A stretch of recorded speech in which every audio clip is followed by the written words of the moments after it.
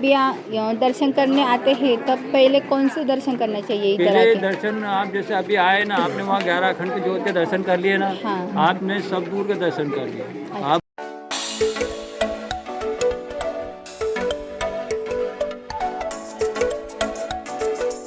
Hi hello नमस्कार, मी Jayashree झाडगे YouTube चॅनलमध्ये मनापासून स्वागत. तुमच्या सर्वांच्या चांगल्याच इच्छा पूर्ण होऊ दे ही बाप्पाचरणी प्रार्थना. तुम्ही ही क्लिप बघत आहात ती आहे 7 जानेवारीची. अमोक भाऊ आणि गावातील काही ओळखीचे माणसं MP मध्ये देवदर्शनाला आली असता महाकाल दर्शन करून घरी आलीत आणि त्यांनी सर्वांनी जेवणं केली, त्यानंतर गप्पा मारल्यात. बराच वेळ गप्पा मारल्यानंतर थोडा त्यांचा पुढचा प्रवास होता. ते जाणार होते ओंकारेश्वरला. तर गप्पा मारत असतानाच मी ही क्लिप घेतलेली आहे आणि ही तुमच्यावर शेअर करते. भोगीच्या दिवशी मी शूट करते. परातीत तीळ लावलेली बाजरीची भाकरी, येथे कढईत भोगीची भाजी, हिवाळ्यात उगवणाऱ्या सर्व भाज्यांची मिक्स भाजी करतात ती आहे. देवांना नैवेद्याचं ताटं आई रेडी करत आहे. तुम्ही भोगीला काय करतात ते कमेंटमध्ये सांगा. तर आम्ही सगळे रेडी झालेलो आहोत आणि मी हा बेल्ट लावलेला आहे, इहूचा बेल्ट. तर गुड मॉर्निंग ऑल. तर आज आहे मकर संक्रांत. तुम्हाला सगळ्यांना मकर संक्रांतीच्या हार्दिक शुभेच्छा. आणि इहू बाहेर खेळते त्यामुळे आवाज येत असेल. आणि आम्ही आत्ता बाहेर चाललो आहे. बाहेर कुठे चाललो आहे ते तुम्हाला व्हिडिओमध्ये पुढे समजेल, कारण की खास दिवस आहे आज. संध्याकाळपर्यंत आम्ही खूप एन्जॉय करणार आहोत. गाडी आली सो आम्ही लगेच निघालो. आज स्पेशल डे आहे. या दिवशी ही अचानक ट्रिप प्लॅन केली. अचानक ठरवलेले प्लॅन कधीही सक्सेसफुल होतात. जसे की उज्जैन ओंकारेश्वरची फॅमिली ट्रिप. त्याची लिंक वर आय बटनवर तुम्हाला दिसेल, तिथे चेकआउट करा. आज 14 जानेवारी सासूबाईंचा बड्डे. तर सेलिब्रेशन कसा करणार, कुठे जाणार, सगळं तुम्हाला समजेल. फक्त हा व्हिडिओ स्किप न करता शेवटपर्यंत बघा. सासूबाईंना यावेळेस जास्त दिवस थांबवून घेतले. योगायोग बघा ना, त्यांचा बड्डे येणार. त्यामुळे मग बड्डे स्पेशल व्हायला हवाच. 1.5 तासाचा ट्रॅव्हलिंग करून आम्ही आता आलो आहोत.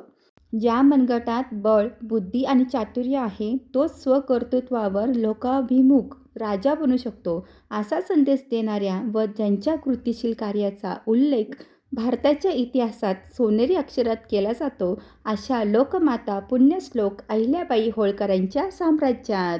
नर्मदा मातेच्या काठावर वसलेल्या इतिहास, अध्यात्म आणि कलेसाठी प्रसिद्ध अशा महेश्वर या गावी आमची गाडी पार्किंग करून एक रिक्षा केली. सर्व ठिकाणे दाखवतील हे भैया म्हणाले. तुम्ही पहिल्यांदाच येणार असेल तर एकतर गाईडसोबत असू द्या किंवा अशी सवारी करा, हा उत्तम पर्याय आहे. रिक्षावाले भैयाने आम्हाला सोडवलं ह्या मंदिरासमोर. हे आहे श्री काशी विश्वनाथ मंदिर. चला आज जाऊया. पाहता क्षणी मंदिराची रचना तुम्हाला आवडेल, कारण की अशी मंदिरं खूप कमी पाहायला मिळतात. आता तुम्ही पाहताय हे आणि दगडी बांधकाम आहे आणि मंदिर तुम्ही पाहताय तर किती छान दिसत आहे. इथे आहे शंकराची पिंड.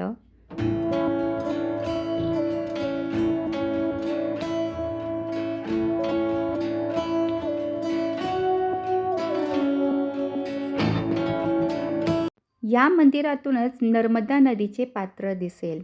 शांत वातावरण आहे. हा आहे नर्मदा घाट. येथे तर आपल्याला जायचं आहे, पण त्याआधी काही मंदिरे पाहायची, ते पाहून घेऊ.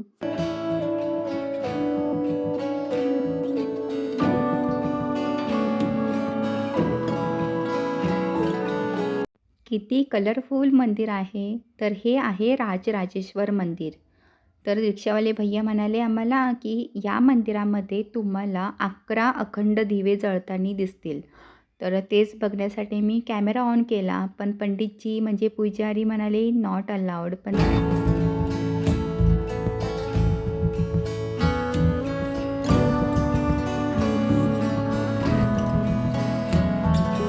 सर्व मंदिरांमध्ये दर्शन घेऊन आता आपण चाललो आहोत नर्मदा घाट या ठिकाणी. येथेही आपल्याला मंदिरं तुम्हाला दिसेल दोन्ही बाजूंनी.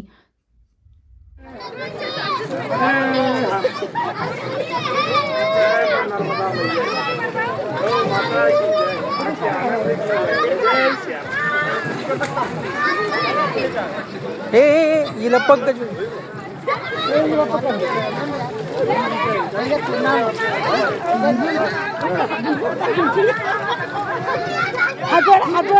हात जोडा बाप्पा करा. बस बस बस बस बस. हात जोडा बाप्पा कर बाप्पा कर.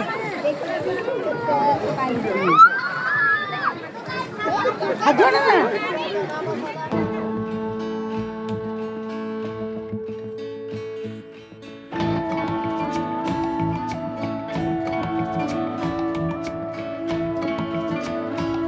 पर पर्सन 50 रुपये तिकीट काढून होळीचा अनुभव घेण्यासाठी आम्ही निघालो. तुम्ही इथे आले तर नक्कीच अनुभव घ्या. आमच्यासाठी तर हा अनुभव खूप छान होता.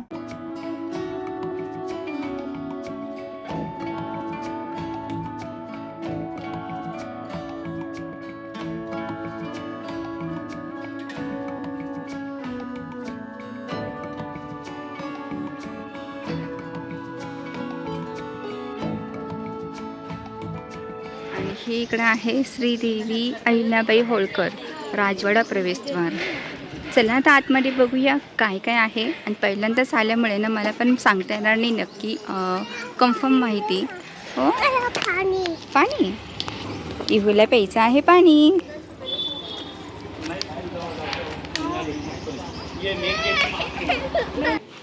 तर आम्ही आता गाईड घेतला. हां गाईड घेतला आहे. गाईड यासाठी की सगळी माहिती मिळेल. पहिल्यांदाच आलो आहे ना, जसं तुम्हाला व्हिडिओमध्ये सांगितलं आहे. हां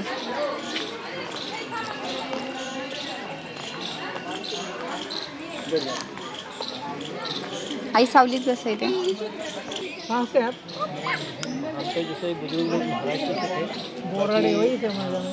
और बुजुर्ग लोग महाराष्ट्र के थे. बाकी हम तो इधर आ गए तो तुरंत पीढ़ी हो गई. सर देखिएगा, ये अहिल्या माँ साहब की राजधानी होती है. यहाँ की इनकी राजा इंदौर की बहू थी. महाराज चौंडी की बेन बेटी थी मालकोजी राव शिंदे. इनके पिताजी का नाम था, माताजी का नाम सुशीलाबाई. महाराष्ट्र पुणे शनिवार में 13 अगस्त को पुण्यतिथि आती है. तो 31 मई को नंदी घोड़ा हाथी वगैरह सजाकर भवानी माता मंदिर ले जाया जाता है. और आने के बाद उनका जन्मदिन मनाया जाता है. तो इसी प्रकार से 13 अगस्त को उनकी पुण्यतिथि चल रहा है. ठीक है. और ये जो ऊपर हम देख रहे हैं, ये होटल के अंदर कन्वर्ट इंडिया हेरिटेज होता है जो ऑनलाइन से बुकिंग होता है. और इसमें 11 प्राचीन मंदिर जो काशी विश्वनाथ का वो भी इसके अंदर शामिल है. 12 ज्योतिर्लिंग होते, 4 धाम की शिवलिंग होती है.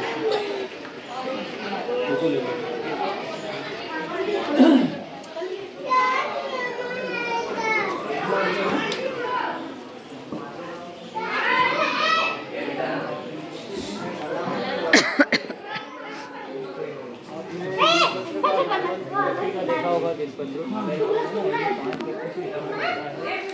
तो 11 पत्ती का होता है. इसको अक्षय बिल पत्र बोलते हैं.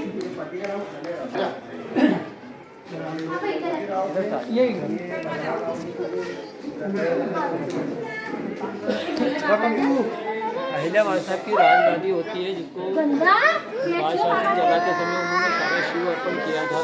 दोनों पक्षों को खड़ा करने के बाद शिवलिंग हाथ में देते थे, एक दूसरे को समझाइश देते थे, एक दूसरे को समझना पड़ता था. ये उनका कैबिनेट हाल है, राजगादी है, ये राज सिंहासन है उनका. और हम सर अभी जहाँ खड़े हुए हैं, दोनों हवेली के बीच में खड़े हुए हैं. नर्मदा से 150 फीट की ऊंचाई में खड़े हुए हैं. ये जो देख रहे हैं यहाँ पर, ये सारा नीचे घाट का व्यू ऐसा ही का जो आप देखेंगे ना, वही से ऐसा वैसा दिखेगा. पूरी अहिलेश्वर महादेव मंदिर है जहाँ भोलेनाथ जी साक्षात दर्शन दिया था अहिल्या. यहाँ हम लोग चले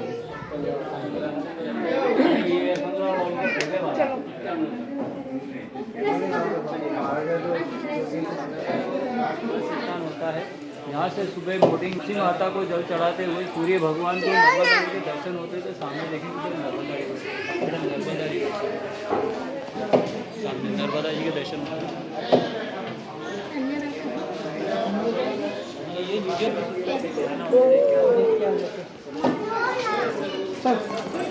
यहाँ क्या है?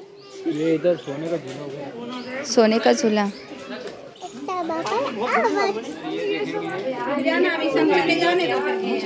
छोटी लिंगाजन जिसको बोलते हैं पार्थिव शिवलिंग। अहिल्या महासाब के समय में 1,25,000 शिवलिंग बनते हैं और 108 पार्ट रखे हुए पार्ट में बनते हैं। छोटे छोटे मिट्टी से बनाए जाते हैं, चावल का निवेद लगाते हैं, दही दूध फूल वगैरह और मिट्टी यहाँ एकत्रित की जाती है और रोज डेली बनते हैं 7,500 और अभिषेक होने के बाद नर्मदा जी में विसर्जन होता है रोज डेली।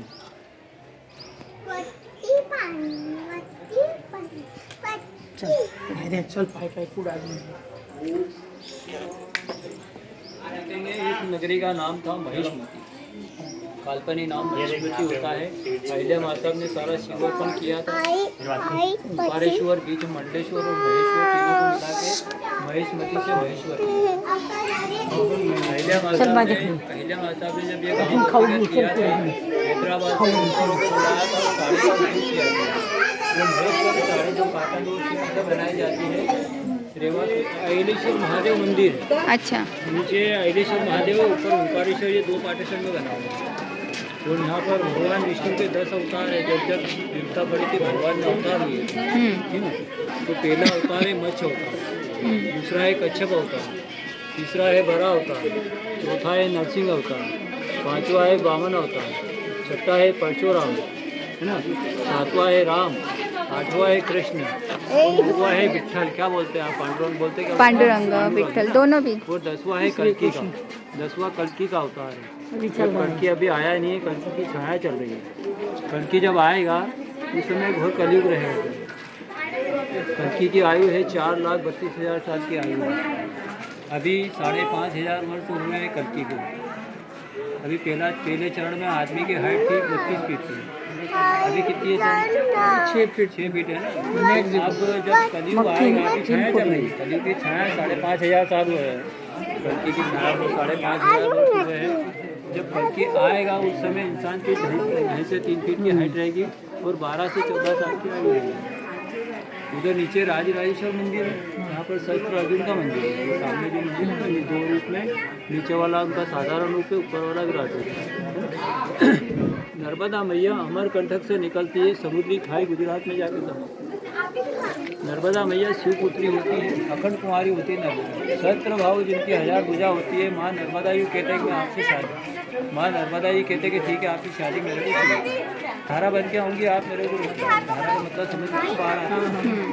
जब धारा बन के आऊँगी आप मेरे को रोक लेना।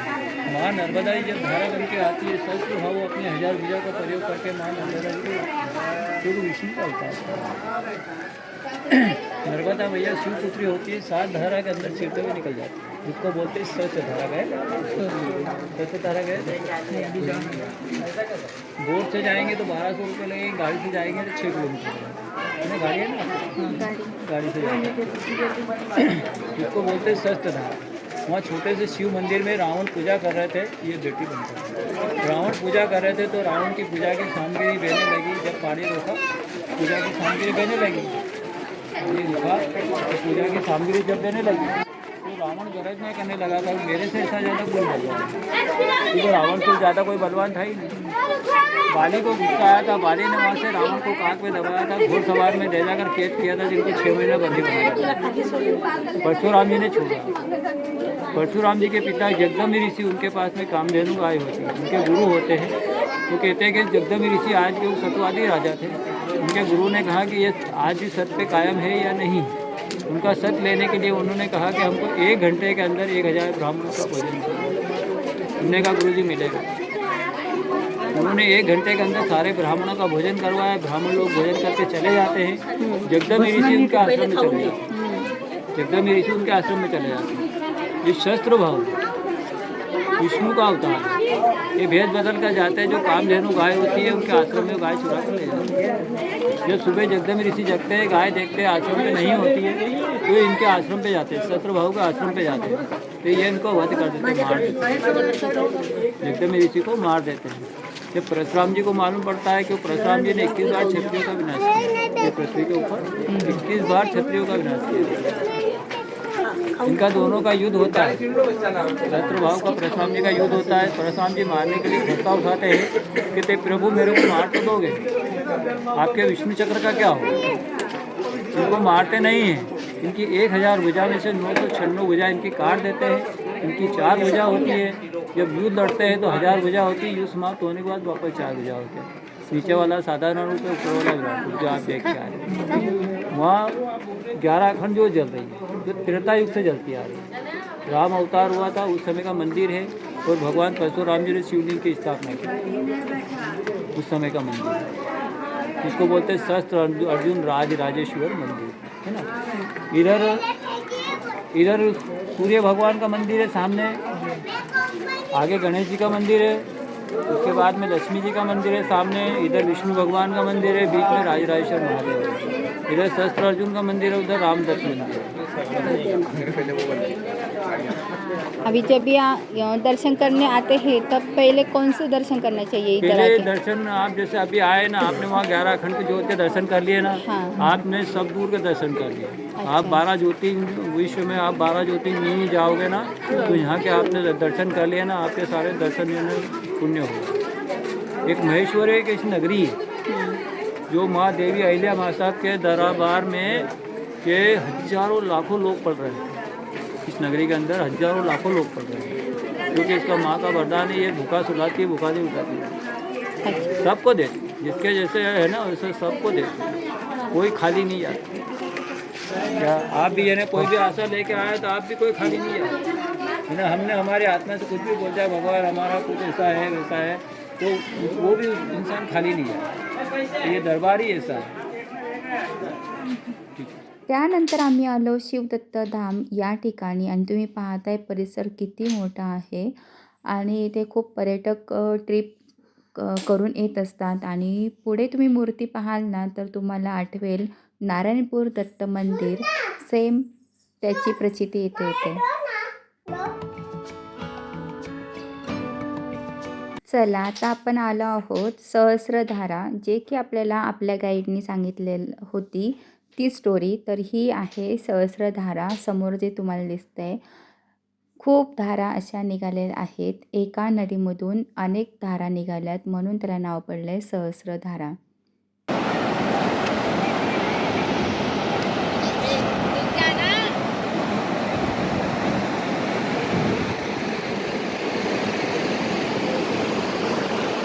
त्यानंतर आलो आपण श्री बडे गणपती मंदिरामध्ये.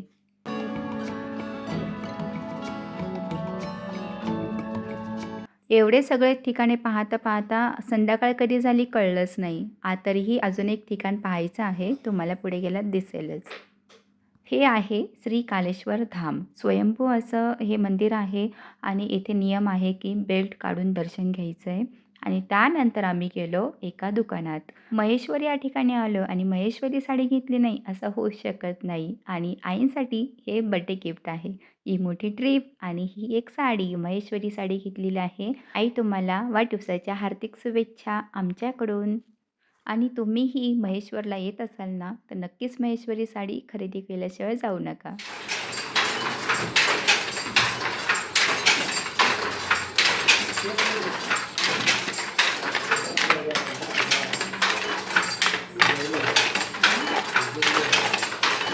शॉपिंग केली, त्यानंतर संध्याकाळचा मस्त चहा, तोही गुळाचा चहा. आणि प्रवास सुरू झाला आमचा आणि आम्ही थांबलो एका हॉटेलमध्ये. जेवणं केली, त्यानंतर घरी आलो आणि सकाळी आईनी ववसा तयार करून ठेवलेला होता आणि ववसाचं खरं टायमिंग होता दुपारी 3 नंतर.